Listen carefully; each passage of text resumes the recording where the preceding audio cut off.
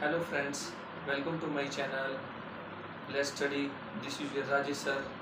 जैसे कि मैं आपकी नेक्स्ट वीडियो में आप सभी का स्वागत करता हूं। जैसे कि आप लोगों को कुछ वीडियो मैंने पहले डाली हुई थी, तो आज के टॉपिक के बारे में मैं बता देना चाहता हूं आप लोगों को। मैं बताने वाला हूं आप लोगों को टेंस, जो कि एक ऐसा टॉपिक है मोस्टली लगभग सेकंड और थर्ड क्लास से हमारे पास शुरू हो जाता है, लेकिन बहुत सारे बच्चे इससे एक फोबिया बन जाता है, इट मीन्स एक डर बन जाता है इस चीज़ का। वो स्पेशली इस चीज़ को डरते हैं। देखो, नाम हर बच्चे के मोस्टली याद हो जाता है। जब भी उसको पूछा जाएगा भी ये बताओ कि how many type of tense, तो बच्चा हमेशा ये बात बोलता है कि प्रेजेंट होता है, पास्ट एंड फ्यूचर। बात हमेशा कंफ्यूजन की कहाँ पर होती है? इनडेफिनिट, सिंपल, इट मीन्स उसको बोलते हैं आप लोग। कंटिन्यूस होता है परफेक्ट एंड परफेक्ट कंटिन्यूस। ये हमारे 4 पार्ट्स हैं। अब इन 4 पार्ट्स का तो बेसिकली बच्चा नाम भी याद कर लेता है। डिपेंडेंट कहाँ पर होता है बच्चों के लिए? सबसे ज्यादा रोल मॉडल किस चीज का माना जाता है? इनके द्वारा जो यूज किया जाता है स्ट्रक्चर होता है। अब मैं स्ट्रक्चर को बताता हूँ आप लोगों को। अब आप लोगों को क्रैमिंग करने की जरूरत नहीं है, मैं वन बाय वन आप लोगों को चीज एक्सप्लेन करते चला जाऊंगा। आप लोग देखेंगे इनका स्ट्रक्चर है बेसिकली हमारा बहुत इंपॉर्टेंट होता है। देखो, आप लोगों को क्रैमिंग नहीं करनी, क्योंकि टेंस एक ऐसी चीज मानी जाती है जो सबसे बड़ा रोल मॉडल किस चीज का होता है? हेल्पिंग वर्ब का। बिना हेल्पिंग वर्ब के कभी भी सेंटेंस को एक्सप्लेन नहीं किया जाता। इनफैक्ट यदि वास्तविकता देखी जाए तो टेंस का असली सबसे बड़ा रोल मॉडल हेल्पिंग वर्ब ही होती है, क्योंकि हेल्पिंग वर्ब एक ऐसा आइडेंटिफिकेशन मार्क माना जाता है जिसके अकॉर्डिंग हमें ये पता चला जाता है कि इसके अकॉर्डिंग किस तरह से वो प्रेजेंट किया जाएगा। चलो मैं बताता हूँ वन बाय वन आप लोगों को। जैसे कि नाम पहले सिंपल है, इट मींस इंडेफिनिट माना जाता है। सबसे पहले तो इसका नाम के बारे में आप लोगों को ये बात निश्चित होनी चाहिए, ये नाम ही इनडेफिनिट है भाई। इट मींस ये चीज निश्चित नहीं होती इसके अंदर कभी भी। यहां पर मैं बात बताऊंगा प्रेजेंट सबसे पहले आप लोगों को यहां पर दिखाया जाएगी, ये इंडेफिनिट है। इंडेफिनिट के अकॉर्डिंग मेंशन किया जाता है जिसके अंदर हेल्पिंग वर्ब डू और डज आती है हमारी। यही सिंपल पास्ट में जब भी कन्वर्ट हो जाता है डू और डज, इट मींस इसकी सेकंड फॉर्म जब कन्वर्ट की जाती है, इट मींस वो सेकंड फॉर्म कन्वर्ट कर जाती है, तो डू की सेकंड फॉर्म होती है बेसिकली डिड। यदि फ्यूचर इंडेफिनिट में बात की जाए तो बेसिकली शैल और विल हमारे पास हेल्पिंग वर्ब होती है, जो कि वर्ब की फर्स्ट फॉर्म के साथ यूज किया जाता है। बात आ जाए कंटिन्यूस की। कंटिन्यूस के अंदर हमारे पास प्रेजेंट कंटिन्यूस के अंदर इज हमारा हेल्पिंग वर्ब होती है हमारी। उसके बाद वर्ब की first form definitely ING role play किया जाता है। पास्ट कंटिन्यूस होता है जिसमें वाज वर्ब होती है helping verb. Will, shall, be. Okay, will और शैल बेसिकली ये स्ट्रक्चर होता है कि इसके अंदर प्रेजेंट में I and will, I and we, इसके साथ डेफिनेटली आप हेल्पिंग वर्ब शैल का प्रयोग कर सकते हैं। बेसिकली मॉडर्न लैंग्वेज के अंदर, मॉडर्न इंग्लिश के अंदर आजकल इसका रोल बहुत कम कर दिया गया है। यदि किसी सेंटेंस में एग्जामिनर के द्वारा वैसे पूछा जाता है तभी इसको एक्सप्लेन किया जाता है, वरना इसके एक्सप्लेन करने की हमें जरूरत बिल्कुल नहीं होती। आई और वी के साथ बेसिकली एक ऐसे प्लूरल होते हैं फर्स्ट पर्सन के। देखो, पर्सन का भी अपने आप में बहुत बड़ा रोल होता है। There is a 3 type of person mention. 3 प्रकार के पर्सनों को देखो स्पेशल मेंशन किया जाता है। यदि मैं आप लोगों को एक बार बताऊं तो थोड़ा सा ध्यान यहाँ पर देंगे आप लोग। 3 प्रकार के पर्सन का जिक्र किया जाता है। देखो, फर्स्ट पर्सन होता है हमारे पास, सेकंड होता है and also the third person. First person होता है हमारे पास I, we, our, my, our.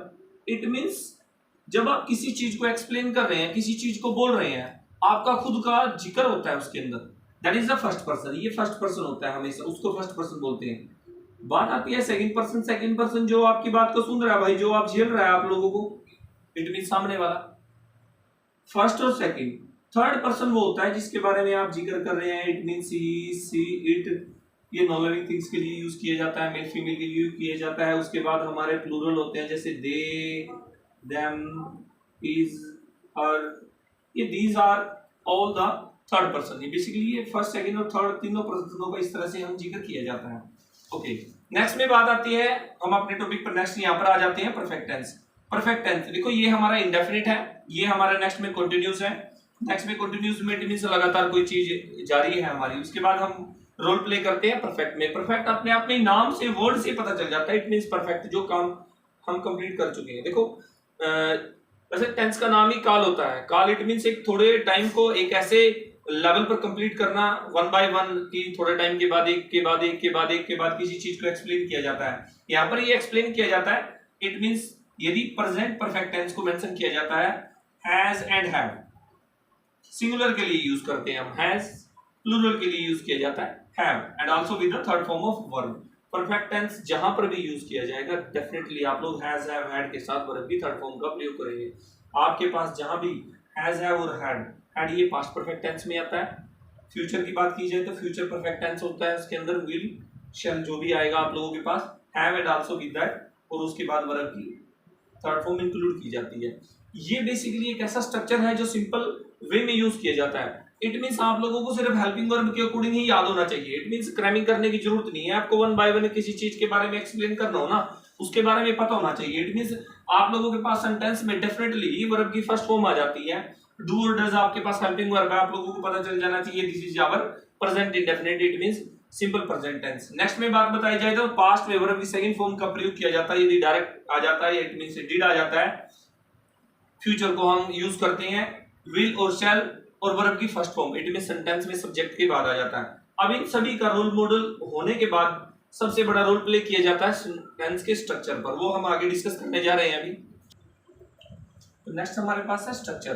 देखो सबसे बड़ा रोल प्ले हेल्पिंग वर्ब के अकॉर्डिंग आप लोगों को पता चल गया कि किसके अकॉर्डिंग कैसे हेल्पिंग वर्ब, ठीक है। वो फोर्थ पार्ट बढ़ता है, मैं उसको नेक्स्ट में इंक्लूड कर दूंगा, उसके साथ मैं वन बाय वन आप लोगों को सेंटेंस के स्ट्रक्चर के अकॉर्डिंग बताने वाला हूँ। अब सबसे बड़ा रोल मॉडल किसके अकॉर्डिंग हो जाता है, हमारे पास बेसिकली सब्जेक्ट आता है। वही सबसे पहले कि हमारे पास सब्जेक्ट आ गया, जैसे हमारे पास सब्जेक्ट आ गया उसके बाद डेफिनेटली हमारे पास हेल्पिंग वर्ब होती है। इट मींस जो प्रेजेंट इंडेफिनिट टेंस के अंदर हमने देखा था, यहाँ पर आती है हमारे पास helping verb and after that main verb और उसके बाद आती है आपके पास ऑब्जेक्ट। अब देखो कोई भी सेंटेंस हमारे पास ग्रामेटिकल लैंग्वेज में जिस भी लैंग्वेज के अकॉर्डिंग कैसे भी आएगा, आप लोगों को ये चीजें सबसे मेन मिलने वाली हैं।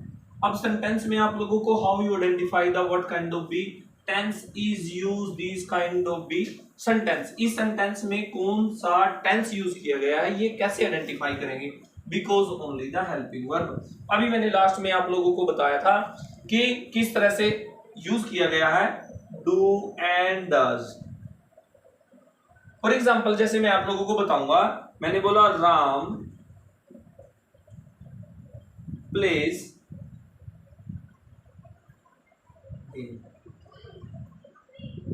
अभी सेंटेंस के अंदर हमारा ये सब्जेक्ट हो जाता है, इसमें हमें हेल्पिंग वर्ब आइडेंटिफाई करनी है। देखो मैंने यही तो आप लोगों को मेंशन किया, ये हमारा ऑब्जेक्ट हो जाता है। देखो इसके अंदर डायरेक्ट वर्ब की फर्स्ट फॉर्म के साथ एस मिल गया भैया आप लोगों को। इट मींस आप लोगों को ये नहीं पता चला इसमें कि what kind of helping verb using, कौन सी हेल्पिंग वर्ब हमें इसमें यूज की गई है। देखो हेल्पिंग वर्ब आइडेंटिफाई करने का, यदि हेल्पिंग वर्ब आ जाती है बड़ी अच्छी बात है, नहीं आती तो how you identify, it means verb की फर्स्ट फॉर्म के साथ एस मिलेगा। इट मींस वो प्रेजेंट इंडेफिनिट टेंस यूज किया गया है इसके अकॉर्डिंग। तो सेंटेंस के अंदर हमें देखो वैसे तो डायरेक्ट सेंटेंस हमारे पास आ जाता है, हमारे पास फिलिंग द ब्लैंक्स के अंदर जब सेंटेंस आते हैं, ये देखो वीडियो को बिल्कुल स्किप नहीं करना आप लोगों को, ये पूरा देखेंगे। ये आप लोगों को 6 स्टैंडर्ड से लेकर इंक्लूडिंग आप लोगों को किसी भी एंट्रेंस एग्जाम में आप लोगों को किसी कलर का, सीईटी का, हमारे एस्टेट का या फिर किसी भी गवर्नमेंट वैकेंसी के लिए ये डेफिनेटली बड़ी यूजफुल वीडियो होने वाली है। आप लोगों को बिल्कुल स्किप नहीं करेंगे, एंड तक देखेंगे। जितना आप लोगों को मैं ज़्यादा लंबी वीडियो नहीं करने वाला, सब पार्ट में आप लोगों को डिवाइड करके ये प्रोवाइड करवाने वाला हूँ वन बाय वन। चैनल को सब्सक्राइब करें और देखते चले जाएं वीडियो को। ऐसे ही मैं आप लोगों को बड़े ईजी वे से, जो भी डाउट लगता है कमेंट बॉक्स में आप लोग मेरे को मेंशन कर देंगे, मैं उसको एक्सप्लेन करने की कोशिश करूंगा बेटर वे की तरफ से। देखो इसने स्पेशल मेंशन किया गया है राम प्लेज। अब यहाँ पर सेंटेंस को आइडेंटिफाई किया जाता है। सबसे बड़ी बात मैं आप लोगों को बता देना चाहता हूँ कि जब भी सेंटेंस को आप लोगों को ये नहीं समझ में आ रहा कि इसके अंदर हेल्पिंग वर्ब किस तरह के प्रयोग की गई है, हम कैसे, देखो सेंटेंस को जब भी हम नेगेटिव या इंटरोगेटिव बना रहे हैं, ये बात ध्यान दे मेरी बात, जब भी सेंटेंस को चेंज कर रहे हैं इंटरोगेटिव एंड नेगेटिव, बिना हेल्पिंग वर्ब के कभी सेंटेंस नेगेटिव इंटरोगेटिव कभी नहीं होने वाला। मैं आप लोगों को एग्जांपल के अकॉर्डिंग बता देना चाहता हूँ। जैसे हमारे पास सेंटेंस है, मैं बोलता हूँ आप लोगों को व्हाट इज योर नेम, ये सेंटेंस बन गया हमारा। देखो मैंने बताया, मैंने हेल्पिंग वर्ब से सेंटेंस बना दिया। भाई सर आप तो बोल रहे थे बिना हेल्पिंग वर्ब के सेंटेंस इंटरोगेटिव नेगेटिव कभी बनता नहीं, ये तो वर्ड से बन गया। लेकिन वर्ड से तो बन गया, लेकिन वर्ड के साथ हेल्पिंग वर्ब का भी तो यूज किया गया है। अब आप लोग इज को हटा दें एक बार तो सेंटेंस कंप्लीट अपने आप में कभी नहीं होगा। व्हाट योर नेम तो कभी होता ही नहीं है कुछ भी, तो कैसे बना सेंटेंस इंटरोगेटिव, नहीं बनाना। हेल्पिंग वर्ब एक ऐसा वर्ड मेंशन किया जाता है, इसी वजह से हेल्पिंग वर्ब एक ऐसा रोल मॉडल माना जाता है जो कि पूरे टेंसेस की सबसे backbone, you can say also एक बैकबोन मानी जाती है। तो ये बताया इसने sentence what is your name, it means यदि इज का रोल डिलीट कर दिया जाए तो सेंटेंस अपने आप में इनकम्प्लीट माना जाता है।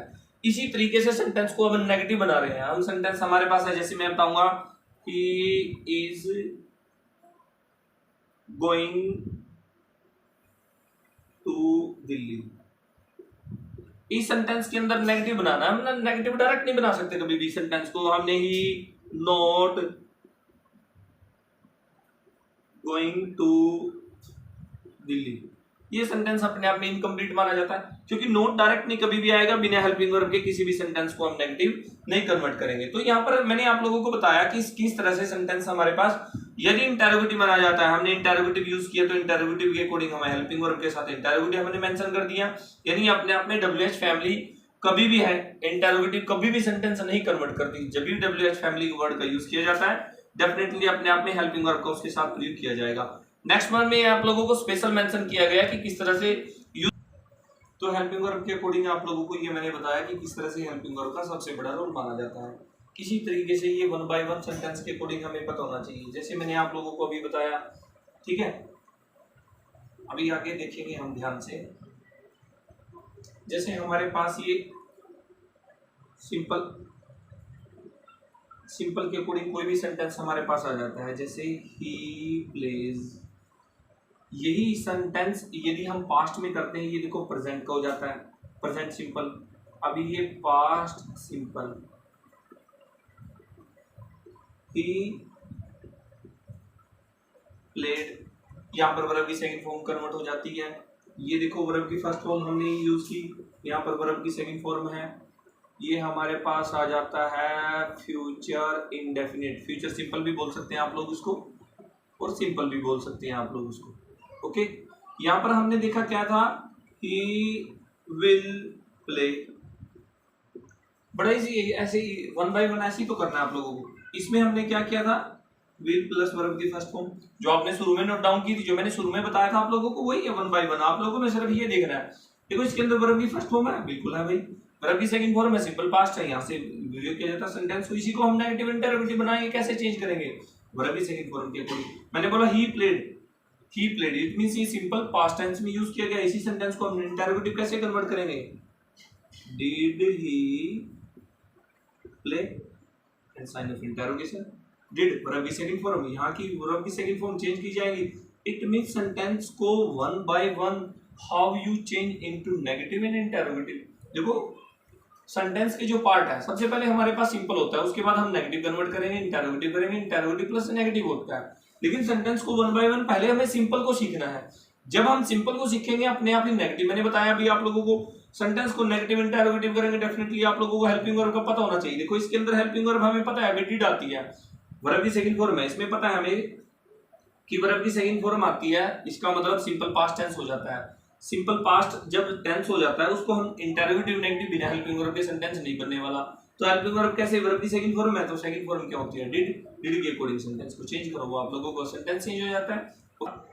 प्रेजेंट सिंपल को यानी इंडेफिनिट को, पास्ट इंडेफिनिट को, एंड फ्यूचर इंडेफिनिट को। अगले इस पार्ट को इट मींस कंटिन्यूअस, परफेक्ट, उन सभी के जो पेंडिंग जो पार्ट है हम नेक्स्ट वीडियो में मिलते हैं। ठीक है, ओके, थैंक यू।